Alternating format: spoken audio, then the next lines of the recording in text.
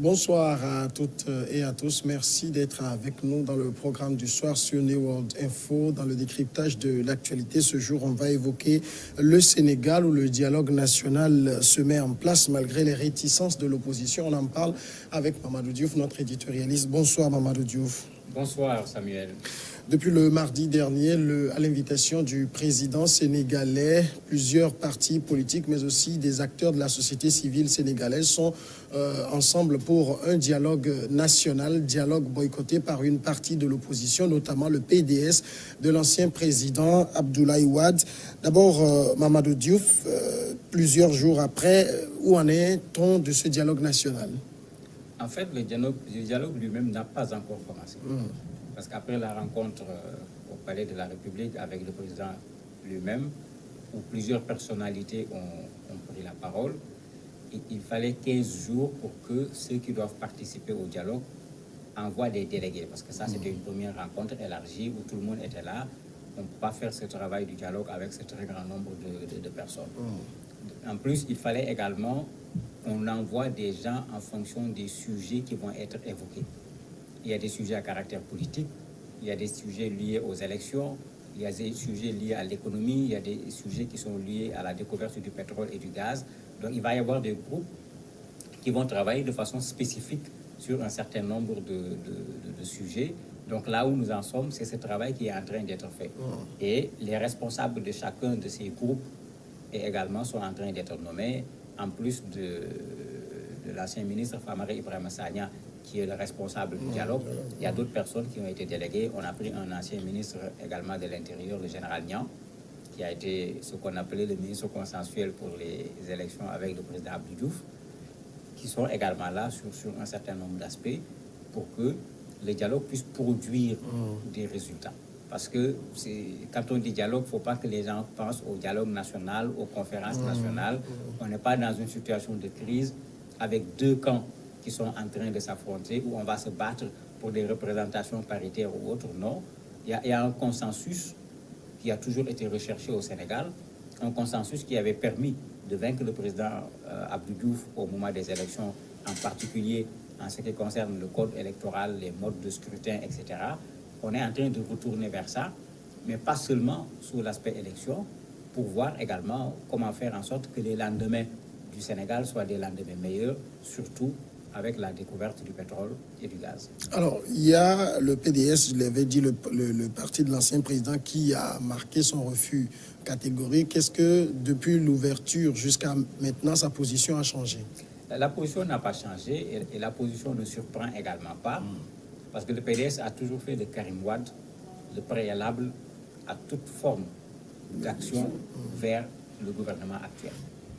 Que ce soit pendant les élections ou que ce soit même l'ancien appel que le président de la République avait lancé pour toujours ce dialogue national, le PDS a toujours dit niet en considérant que la libération de Karim, la libération à l'époque, il parlait de libération, actuellement le retour de Karim au niveau du Sénégal, qu'on accepte qu'il soit candidat aux élections. Le problème avait été posé lors de l'élection présidentielle passée. Ils sont focalisés sur cela, au point que cela dessert le PDS lui-même en tant que parti. Parce que quand on regarde les dernières élections, les personnes qui étaient susceptibles d'être candidats, dont certaines ont été bloquées par le parrainage, il y en avait une dizaine qui sont sorties des rangs du PDS. Puisque les gens n'en pouvaient plus de faire de Karim Wade la seule chose dont le parti doit discuter. Même dans ce dialogue, il y a eu un problème parce qu'un des premiers responsables du PDS, Omar, était là-bas. Il disait qu'il était présent à titre personnel, ce qui était incompréhensible parce qu'aujourd'hui, même si ce n'est pas officiel, puisque c'est ce que Wade a toujours fait, après Wade, c'est lui.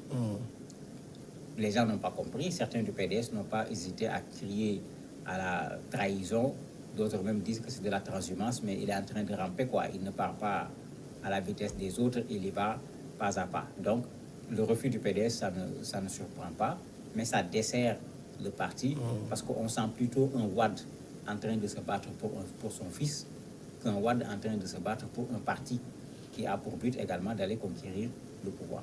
Alors, ailleurs, c'est le parti d'Ousmane Sonko. Lui, il est très catégorique. Il parle de simulacre de dialogue.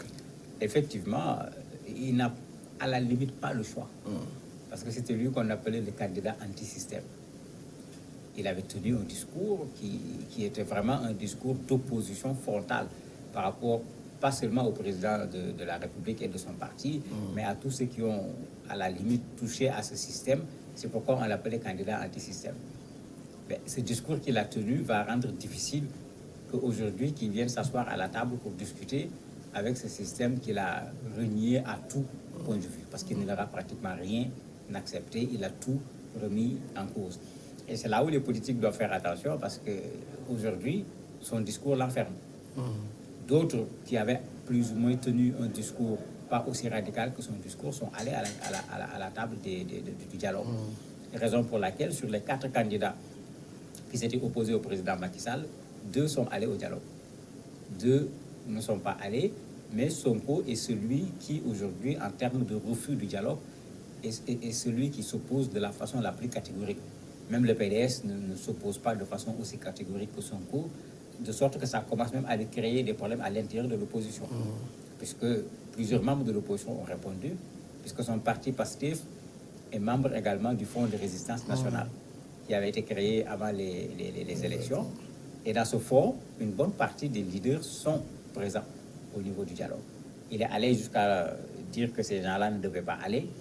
Donc, quelqu'un comme Mamadou Diop Decroix a répondu, parce qu'il a pris la parole même lors de la séance inaugurale de ce dialogue national.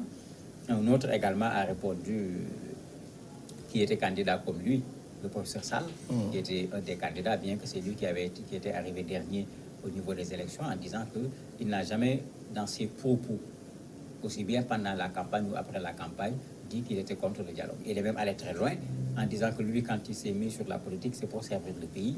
Donc si les gens le jugeaient utile, s'il était demandé à participer dans un gouvernement, il est prêt à le faire. Donc vraiment des positions complètement opposées qui fait que parfois les gens se posent la question, est-ce que le dialogue finalement ne va pas faire l'affaire du président de la République, parce que les gens, au lieu de se mettre ensemble pour s'opposer, sont en train de se jeter des pierres. Alors, est-ce qu'en dehors du PDF et du PASTEF, il y a d'autres forces de l'opposition qui sont complètement ou catégoriquement opposées au dialogue? Il n'y en a véritablement pas. Il y a Idriss Seck avec son parti Réumi, mais on ne les sent pas. Parce que là-bas également, il y a le même problème. Il y a eu beaucoup de départs au niveau du parti. La façon dont les élections se sont déroulées également a amené beaucoup de cassures à nouveau au niveau du parti. La posture du responsable du parti après les élections, qui consistait à vouloir contester les élections, a créé des problèmes. Ils ont tenté de mobiliser les Sénégalais. Les Sénégalais n'ont véritablement pas suivi. Macky n'a pas seulement fait un coup KO en passant un premier tour, mais c'est comme s'il a fait un coup KO. L'opposition actuellement se cherche pour pouvoir trouver de quoi accrocher le président de la République. Et c'est en se sentant dans cette position de force que le président a tendu les mains à tout le monde. Certainement, il y a un jeu de gros politiciens dedans, mais la majorité sont venus. Donc ceux qui restent aujourd'hui, s'ils ne viennent pas, ça n'empêchera pas à ce dialogue d'aller jusqu'au bout, parce que les personnalités qui ont été choisies pour diriger chaque branche de ce dialogue sont des personnalités qui font l'unanimité au niveau du Sénégal, pour leur probité morale, pour leur niveau sur le plan intellectuel. Donc quand ils présenteront des résultats, ces résultats ont de très fortes chances d'être acceptés par les Sénégalais. Donc ceux qui avaient refusé le dialogue, c'est comme s'ils avaient refusé en même temps ces personnes, et ils risquent encore de payer ces pots cassés comme ils l'ont fait avec la question du parrainage qu'ils avaient boycotté, la question de la redistribution des modes de scrutin qu'ils avaient également boycotté en faisant le rapport de force. Dans tous ces rapports de force, ils ont totalement perdu.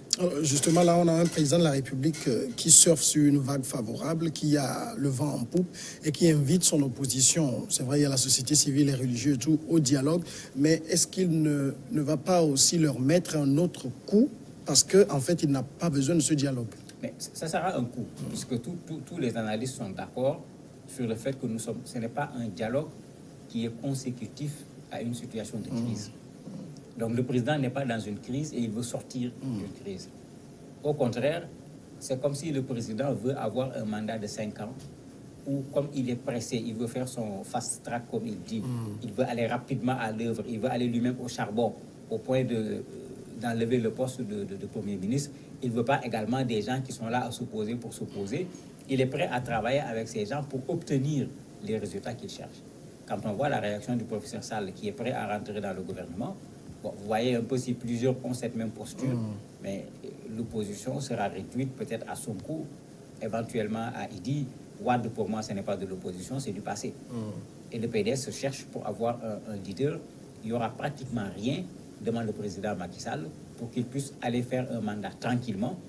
Mais surtout, il risque d'y avoir dans son camp quelqu'un qui va pouvoir émerger pour pouvoir affronter ceux qui seront là en face de lui aux prochaines élections.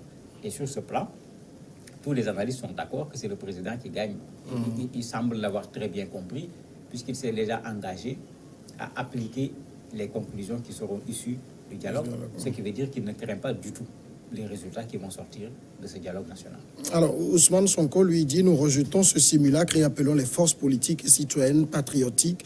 Nous proposons un dialogue franc, profond, sincère avec le peuple. Nous proposons un dialogue franc, mais avec qui? Oui, mais c'est tout le problème. Quand on dit avec le peuple, comment on va dialoguer avec le peuple? Est-ce qu'on va faire une conférence régionale? Après, les conférences régionales vont se retrouver pour faire une conférence nationale. Ceux qui sont là-bas sont considérés comme des représentants du peuple. Puisque plusieurs franges des populations sénégalaises se sont retrouvées au niveau du dialogue, aussi bien des politiques en bonne et due forme avec des partis, que des anciens politiques qui ont abandonné la politique, que des gens de la société civile. Donc, le peuple sénégalais est là. Et on n'a pas senti au niveau du peuple sénégalais, des gens qui se sont opposés déjà à l'appel quand le président de la République l'a fait. Au contraire, dans les micro-trottoirs, les Sénégalais demandaient à tout le monde d'aller répondre. En disant que quand quelqu'un t'appelle, il va te donner ou il va te dire. C'est pas la peine de dire non alors que tu n'es pas encore allé. Il faut d'abord répondre. Si maintenant tu trouves quelque chose qui ne te convient pas, tu peux refuser. Mais le principe, c'était d'aller répondre. C'était ça la position de l'écrasante majorité des Sénégalais. Le dialogue est en train de commencer, les Sénégalais le soutiennent, puisque le souci des Sénégalais aujourd'hui, c'est qu'on mette ensemble toutes les compétences existantes dans ce pays pour pouvoir propulser ce pays vers le développement. Les Sénégalais commencent à dire aux gens qu'on en a marre de la politique politicienne, où c'est des gens qui viennent, qui parlent, on change les personnes, et puis après, c'est la même chose, on ne va pas loin. Donc sur ce plan-là, ceux qui s'opposent à ce dialogue risquent de subir le contre-coup, alors qu'on va vers les élections locales pour décembre, si les élections ne sont pas reportées, parce que ça fera partie de l'objet du dialogue. Est-ce qu'il faut reporter, est-ce qu'il faut coupler, etc. Tous ces éléments vont être discutés dans le cadre de ce dialogue. Alors, au-delà des questions politiques, on sent également que la question des hydrocarbures, notamment du pétrole, est aussi un grand enjeu de ce dialogue. Oui, c'est un grand enjeu parce que cette question a embarrassé le président de la République, parce que son frère est accusé d'une manigance dans cette affaire de pétrole, avec Franck Timis, qui est très connu à l'échelle internationale sur ces questions de pétrole et qui est empêtré dans certains scandales. Actuellement, tout récemment, même hier, BBC les accuse encore tous les deux de malversation, etc., sur cette question du pétrole. Mais ce qu'il faut dire, c'est que même sur cette question du pétrole, le président de la République avait appelé à un dialogue. Et il y a des gens qui avaient répondu à ce dialogue, mais il y avait plus de partis d'opposition qui avaient boycotté. Il y a eu des débats au niveau de l'Assemblée parce que le président avait dit « ne faisons pas comme les autres. On a du pétrole, on a du gaz. Asseyons-nous pour discuter ensemble comment on va gérer, comment régler les questions de transparence, comment on va utiliser ce qui sera issu de ce gaz pour faire le développement du pays. » Les gens avaient considéré que c'était un piège pour avoir les gens. Tout le monde n'était pas allé. Avec ceux qui étaient allés, il y a un résultat qui était déjà sorti. Cette fois-ci, plus de gens sont venus. Très certainement, ils partiront des résultats de ce premier dialogue sur la question du pétrole et du gaz pour essayer de voir comment améliorer ce qui avait été dit, parce que ce qui est fondamental ici, c'est que le Sénégal qui se retrouve avec du pétrole et du gaz ne doit pas continuer à fonctionner comme le Sénégal où il n'y avait pas de pétrole et de gaz. Et quand on dit pétrole et gaz, c'est une manne financière. Le problème qui va se poser, c'est le problème de la transparence. Est-ce que les barils de pétrole qui sortent, qu'on annonce, c'est le nombre qui sort, ou bien les gens en sortent plus et cachent certains barils, puisque c'est le premier problème. Est-ce que la somme qu'on remet à l'État est normale, puisque certains avaient remis en cause le contrat en disant que l'État ne gagnait presque rien dans ce contrat. C'est plutôt les opérateurs internationaux qu'on connaît, ces multinationales sur le pétrole qui gagnent le maximum. Bon, il y a plein de choses qui avaient été soulevées, mais c'est l'occasion pour faire carte sur table et voir est-ce que le Sénégal va pouvoir profiter du pétrole qui se trouve sous son sol. Mamadou Diouf, merci d'avoir répondu à nos questions. C'est moi qui vous remercie. Nous allons marquer la pause et après on passe à l'invité de ce mardi.